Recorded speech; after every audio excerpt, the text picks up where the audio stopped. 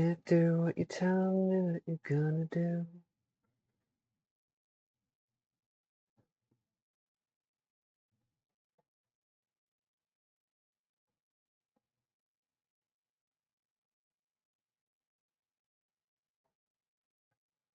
Hmm.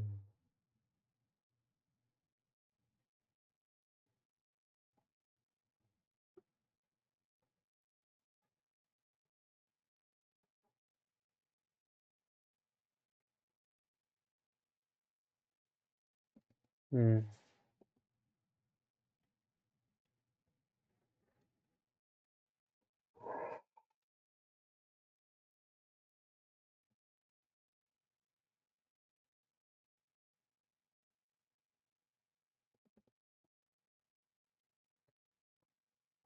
I found an image recently that's actually really useful. I'm gonna have to add it to key info stuff and whatnot.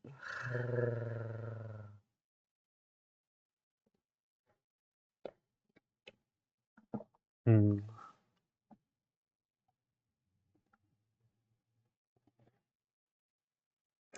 Well, I've got a few images really, but I've got a specific image in mind when I'm talking about like something useful.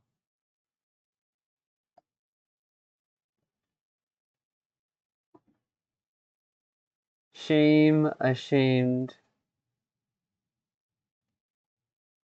grief. So I'm mostly here. Draw play to express feeling, create story to express feeling. Okay, so that's actually a good way to cope and work through the feelings. Meanwhile, ashamed is understand your goal, and regret is be honest. Remorse, be apologize and whatnot. There's disgust and fear, and it covers a good range of emotions here. So I'm going to be adding it to the whole key info stuff, supports category.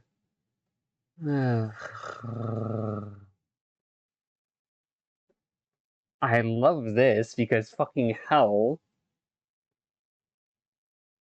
Just in a world that asks you to have something ready within 5 minutes and present it to an audience, this is hella useful. Is everyone going to read it? No. Is someone going to voice it? Possibly. But is it useful for reminding yourself about things that you might not even realize you've internalized? Absolutely.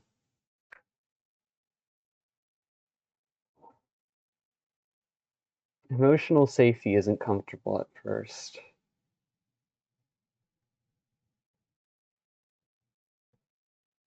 But the impact still matters. Skills.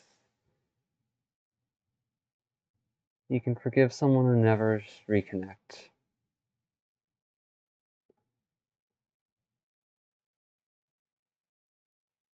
Self-awareness means nothing without new choices. I would put the word means into the lower part of the text, so that way it doesn't feel like a disconnect that changes the structure of the message.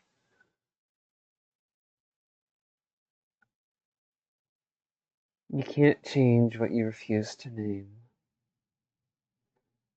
What you don't express will eventually express itself.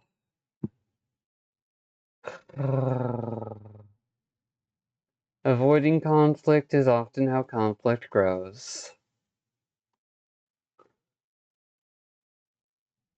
Feeling nothing is still a feeling worth paying attention to. Yeah, shutting down is a nervous system response, not a personality flaw. The only reason why I point that one out is because I feel like I unintentionally shamed the dense dork for shutting down when I wasn't intending to do that. That may have been the impact. That I may not have intended it, but that might have been the impact. Because I didn't know what else to do. I didn't know how else to handle something that I didn't have words for. Something that I didn't have a space for conversation on. Both within myself and externally. Within myself was nothing new, but externally just amplified the confusion and fear. Yeah, coping skills aren't your fault, but they become your responsibility lest you leave impacts that hurt others. Childhood patterns follow you until you face them. You can be high functioning and still deeply struggling.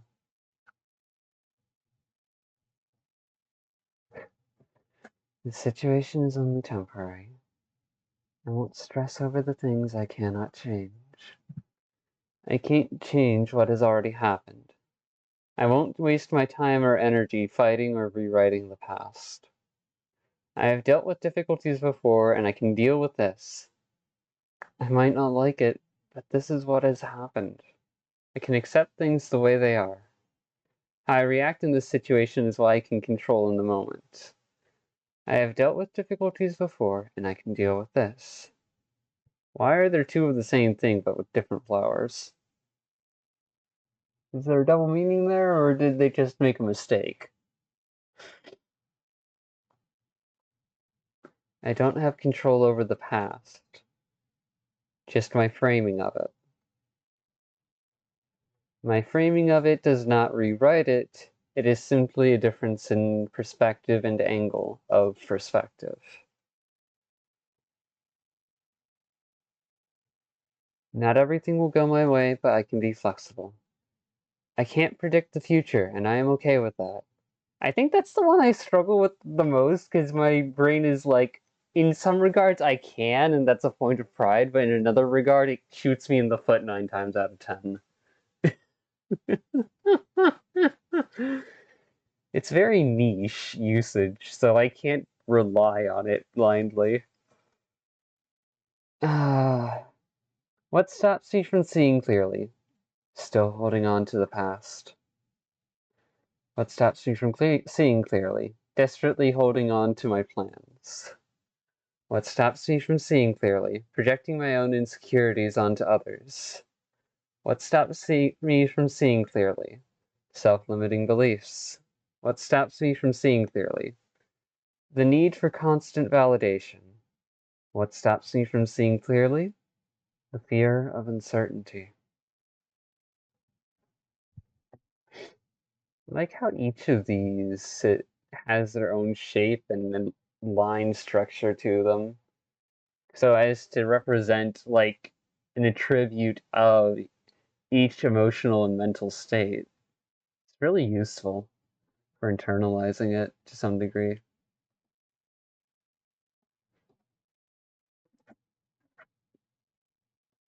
Hmm.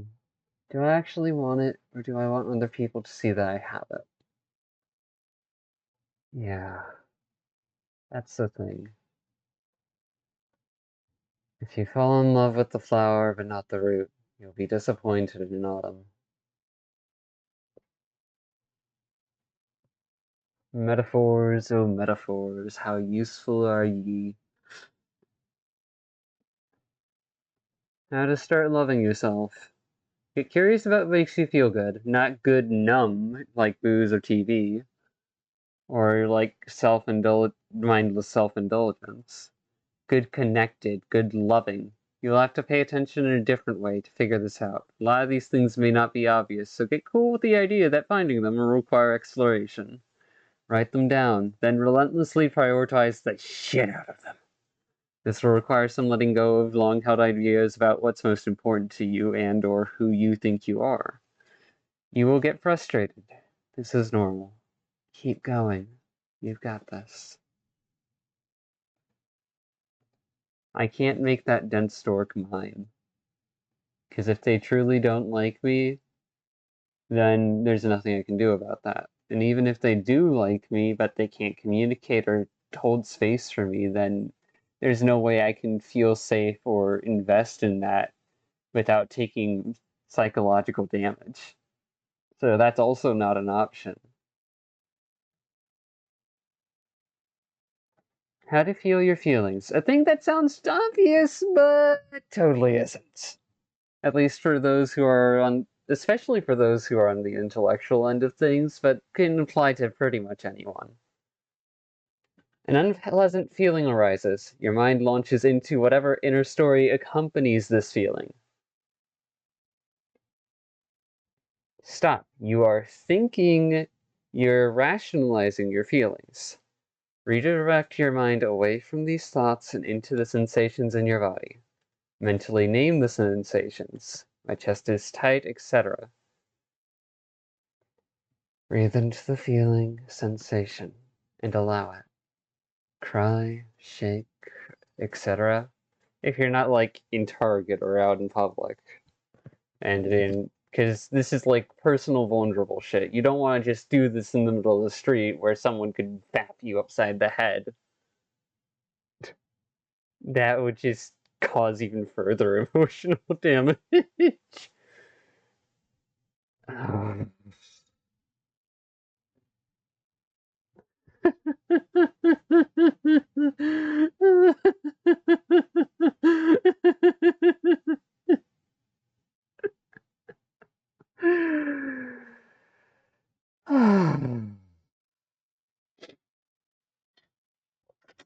Your mind will really want to go back into thought story mode. When this happens, redirect your awareness back into your body.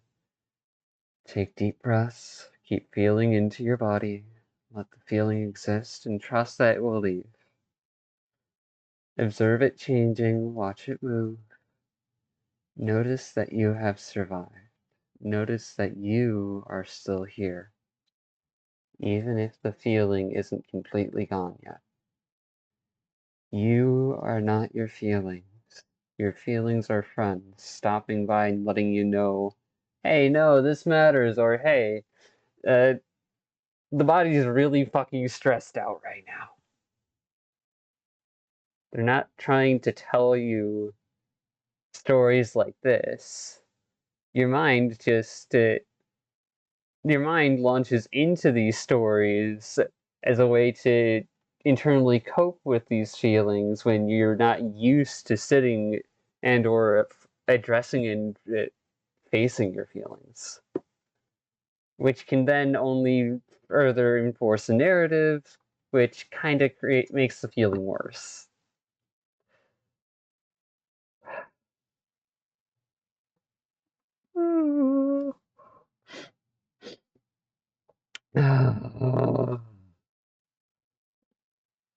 This, please. In your 20s, you'll feel like you're losing the race. It's important to understand that there is no race. Not even against yourself at all.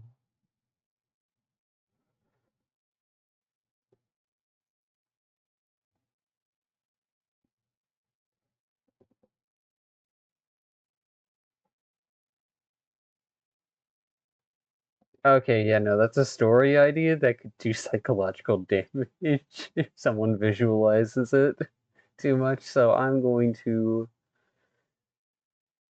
switch over to this. Are you bypassing or processing your emotions? Emotional bypassing, avoiding confronting or addressing your emotions. Use distractions to numb or escape from your feelings. Become defenses when emotions are brought up or challenged. Rationalize your emotions rather than experiencing them fully. Feel disconnected from yourself and others. Pause to acknowledge and emotional processing is pausing to acknowledge and recognize your emotions without judging yourself for having the emotions. Toxic shame often has to do with feeling like the emotion itself makes you a horrible person, or a certain line of thought makes you a horrible person. When no, you're not a horrible person just because you feel or think things that are reflections of the world around you. You're a living being trying to internalize the world around you so that way you can navigate it. which means sometimes you're going to internalize horrible shit that has nothing to do with who you want to be. That is part of growing and learning, unfortunately. Well, does that shape you? Does that change you? Probably not. Can it stop you if you get hung up on it? Absolutely. I don't want to see people get hung up on this. Create an open and accepting space for your emotions to arise and be felt. Able to identify the name and root cause of the specific emotion you're experiencing. Like for me, I only realized a few days ago that grief is the majority of what I'm dealing with. Because I've worked through shame and ashamed it pretty decently, because that was like the earlier stages. Understand your role, create story to express feeling. I'm now at this. And if you blame yourself or you're dealing with internal blame, try to recognize that feelings just are. They aren't. Feelings are not moral indicators. They tell you what you care about. Whether or not you take action on the things you care about is your choice. When you're not overwhelmed and shaming yourself for having feelings. Normalize having feelings so that way you can have a chance to choose if you respond to that feeling or if you're going to set it to the side and address it without acting on it rashly. Because sometimes you can't dismiss a feeling away. Sometimes it's going to stick around and it's frustrating. It's scary. But that feeling cares about you. It's a part of yourself trying to tell you something that it thinks you need to know, or that you should at least acknowledge and work through.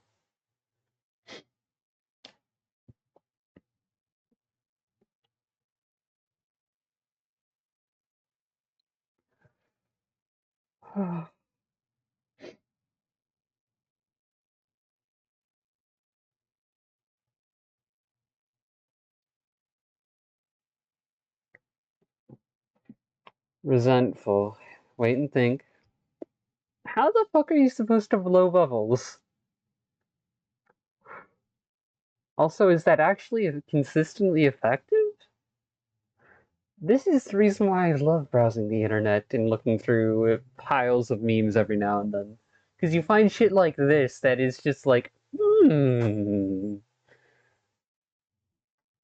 interesting, yeah? And I probably need to go close the door to my bedroom because my mom is asleep and I am loud. Frustrated, rip up paper. Okay, it's great and all, but I mean, I could manually shred stuff. It would be a good way to deal with my frustration. Why is holding ice cubes effective for annoyed? Hold the fuck up. I need someone test these, please. If you're mad, take a break, step away. And work through whatever else is in the anger spectrum, let alone other emotional spectrums here. Envy, jealousy. Focus on personal strengths and recognizing that your own worth does not diminish just because someone does not choose or value you. Envy, spite. Do something kind. I lucked.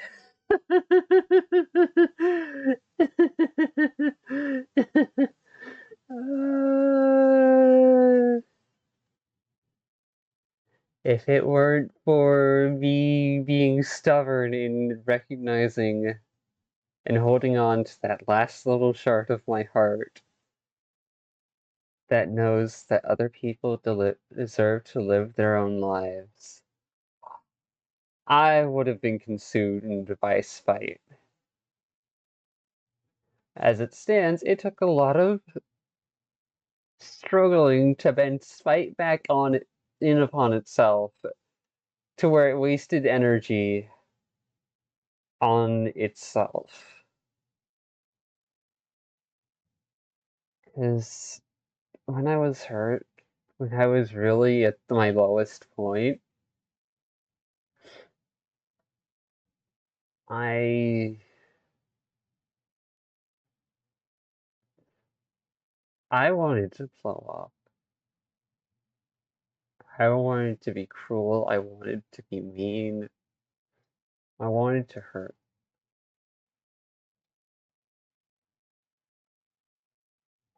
And not in like the logical way of, all right, someone's getting in my way and they've made themselves my enemy, so I'm gonna have to deal with that. No, it was the emotional. I want to get rid of this person from the face of the earth, so fucking help me.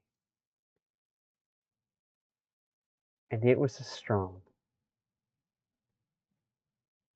very, very strong feeling. It hurt to resist.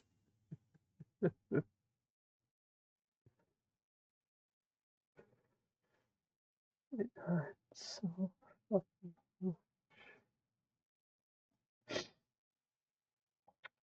By bending spite upon itself,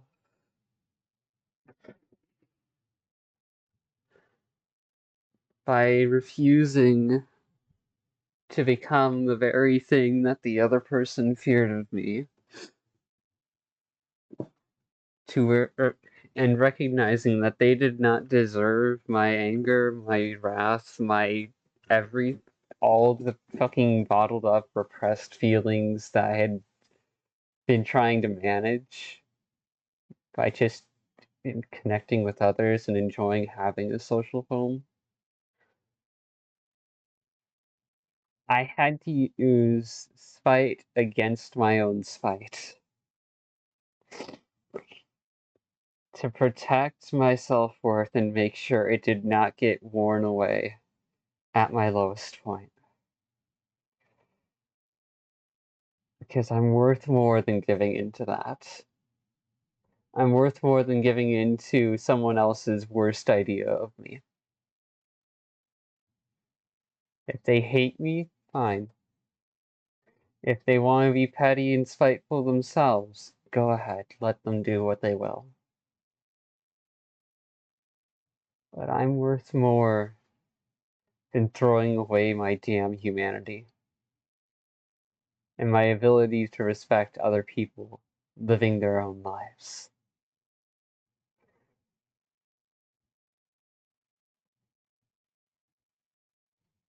I'm just glad that fucking desire, that shard of empathy and understanding was strong enough to survive. Not just over a short moment in terms of durability and whatnot, but over a span of time where it was outmatched. Terrifyingly outmatched. And the worst part is, I'm the one, for the most part, 80 to 90% of what I went through is something I put myself through because of my own stupid pride. Because I wanted to prove I was worth more than I thought. And in doing so, I nearly broke myself. Because I underestimated what I was up against, the depth of someone else's issues, and how well I would be able to actually meet those issues where they were at and respect the other person clearly, even when emotionally overloaded. And now the only thing that's really keeping me stuck.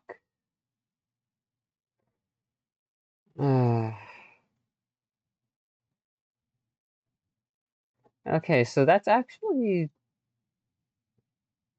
appalled. Roleplay your own feelings. I could be interpreting that wrong, but that's actually interesting, because that then explains all the times where I've had the hallucination in my mind's eye of the dense dork being around. And me trying to respond to it and what I think it would be like if they were to come back.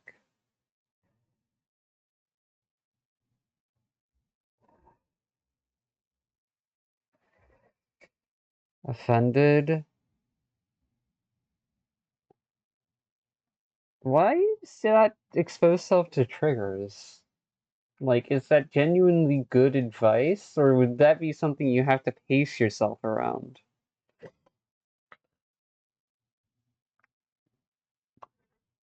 Because the idea of exposure therapy is nice, but if you overload someone, then it doesn't matter how much you meant to do well in the process, you could end up hurting them further.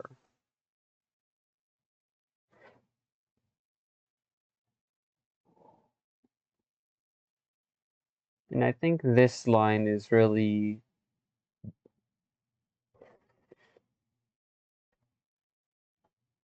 why is repulsed explore feelings? Like to better understand why you're repulsed, how it connects to your values and whatnot, or is it to for another reason? And why is sick and sitting feelings?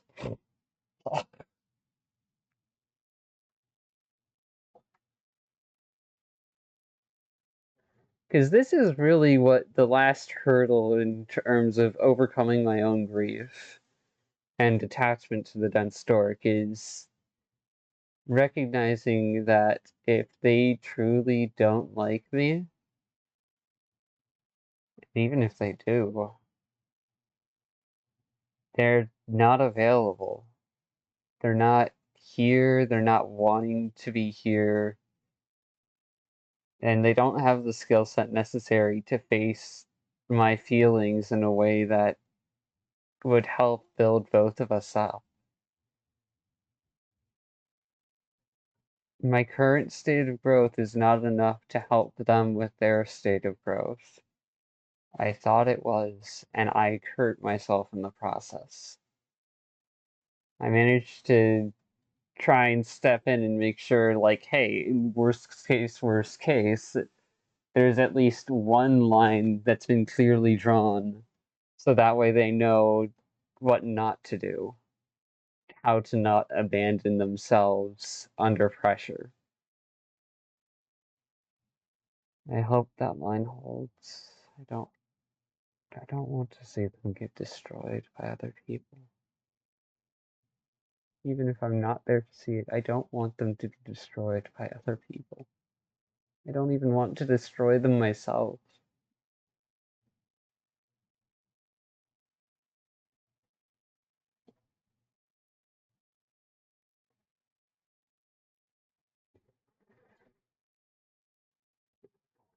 Okay, so worried is distract yourself, but the other ones are different answers.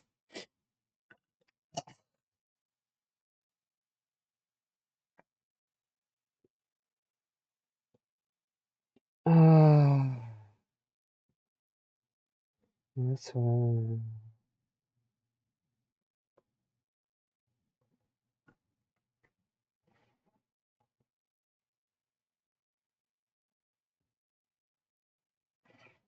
You need to know. I need to let you go, and I'm trying to. Out of both respect and for my own sanity. Uneasy, go out in nature. That's kind of hard to do when you live in a city.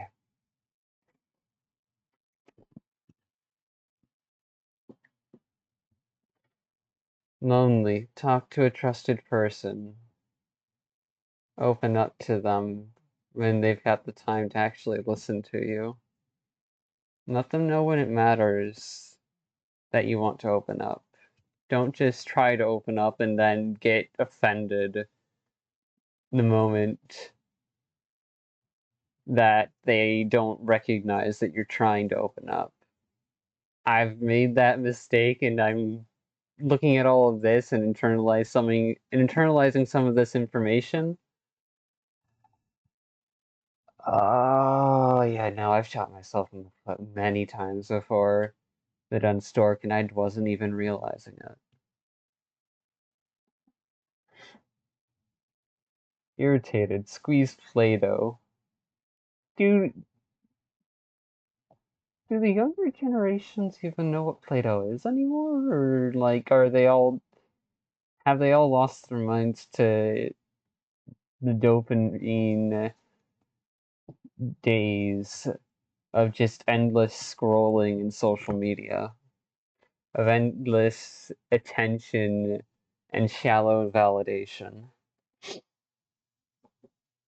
Because validation has its place, but it's not the only thing you need.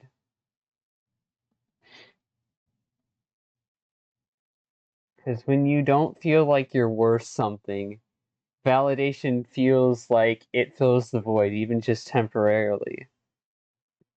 But that's a shallow answer. That's a short-term solution to a long-term problem that can destroy you over time. So if there's a way to build another one of these wheels in regards to self-worth related stuff, then that would actually probably be useful for helping to fight against the current psychological condition of the internet and the world. To allow one to indulge in such things when they've got a healthy handle on it is no problem. Its addiction to a hollow existence due to a toxic shame and a lack of self-worth that ends up turning people into the worst versions of themselves. And I don't want to see that happen. Not to me and not to anyone I love. Regardless of if it's as a friend or not.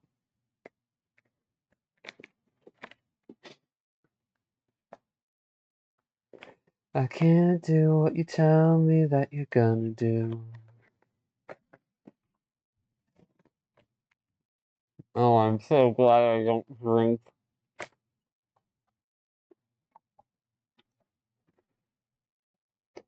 I'm so glad I don't drink, because, well, I'd probably be through several bottles by now. Reason why that comes to mind every now and then, that little comment and observation. Sometimes I just eat goldfish out of the bag like I'm drinking a beer. Just pour it straight into my mouth.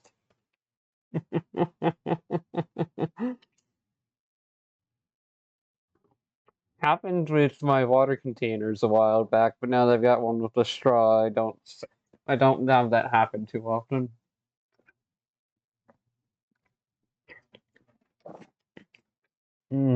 I still need to find out what alcohol does to me. I've yet to try it.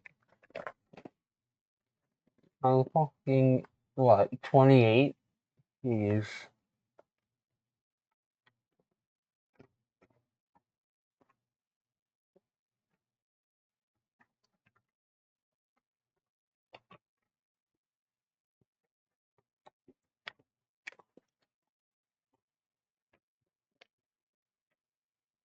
I need to let you go.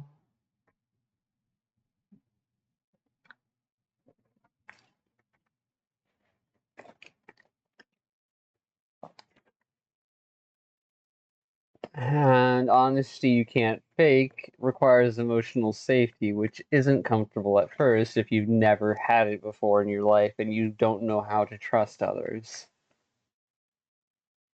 This is the one I think I need to work on the most.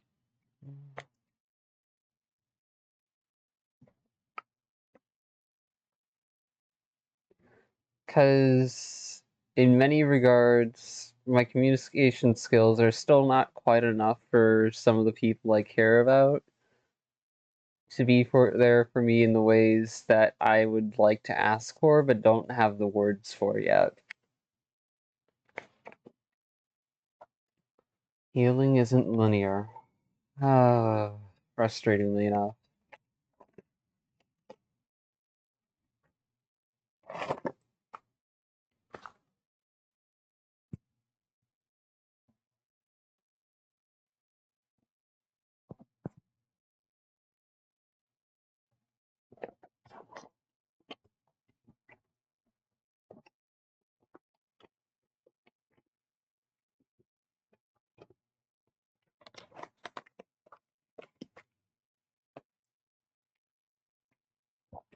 I think what would terrify me is seeing someone who's stuck in all 6 of these mental states at the same time.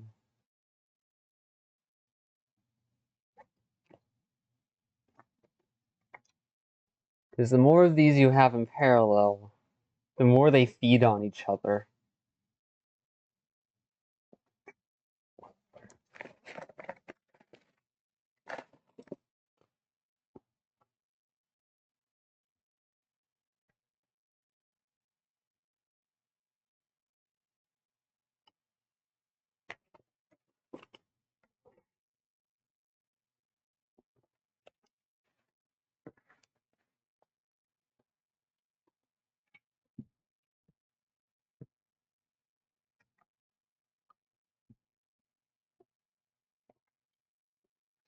It says on this, but I hear honest.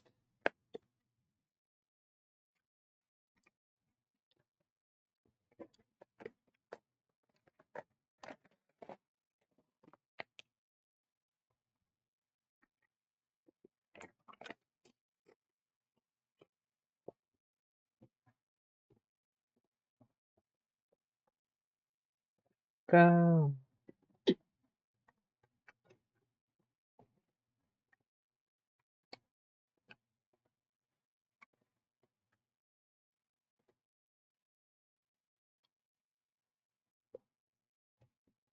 Hmm.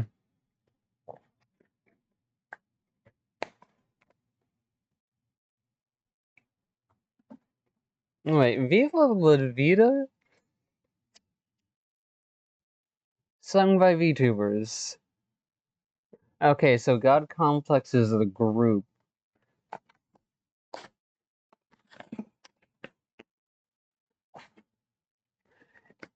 When I see God Complex, I'm like, okay, time to avoid that. But if it's the group title and the song is Viva La Vida, then that's actually interesting context. Because the words behind Viva La Vida, if it's the song I'm thinking of, actually give a useful insight to the impacts of having a God complex, both before, during, and after.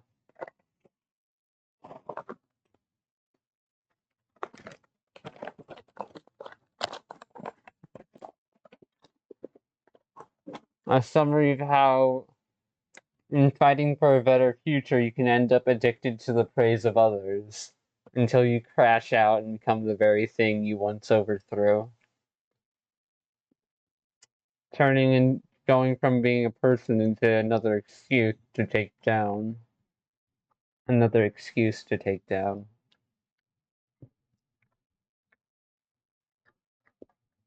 It's one of the reasons why I don't really want to be God. Because there's no point in being a god if you can't protect a child, take care of it, respect it, raise it to live without you, to be there for itself and know its own value as a person, regardless of if it's human or not. To know that it's such a kid isn't going to abandon themselves. I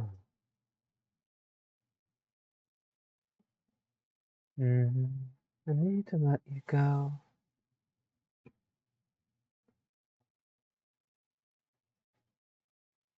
Anyways, that's about all I've got for this pre-Sky Dailies.